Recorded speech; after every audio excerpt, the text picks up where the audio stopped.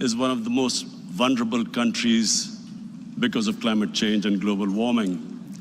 80% of all the water in our rivers comes from our glaciers, which are in the Himalayas and in the Karakoram and in the Hindu Kush range. And we found that our glaciers were melting at a much faster pace. We discovered almost 5,000 glacial lakes because of global warming. So 6 years ago, we decided to plant 1 billion trees. And I'm very pleased to say that we actually planted 1.1 billion trees in the last 5 years. Now we have set ourselves a target of planting 10 billion trees in Pakistan in the next 5 years. And what we need from the world community is partnership, because clearly climate change is something which individual countries can't do anything unless and until the world gets together.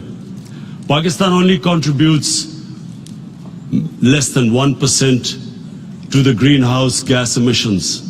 Yet we are number 7 country that is most vulnerable to global warming and climate change. So therefore we are hoping that the world community contributes, joins in. My 2 fears, what I fear for the future: one, that obviously if the temperatures keep rising at the rate they are, we face catastrophe, because millions and millions of people depend on the water from our rivers. But my other worry is, and this is, I think, even more serious, that the world is not taking it as seriously as it should be. I fear that somehow some countries think that because climate change doesn't immediately affect them, they are not taking this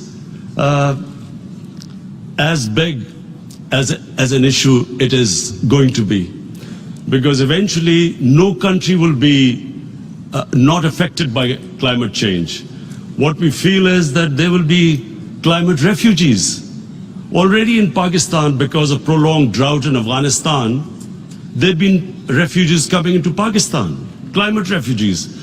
But if the world does not take this seriously, I think the countries, richer countries, will be affected. So my appeal today, would be that powerful countries must chip in and take this seriously. Because unless the world community decides to take this challenge on, no individual countries are going to be effective. And human beings have this capacity that once they decide to fight a crisis, a challenge, they can surmount any challenges.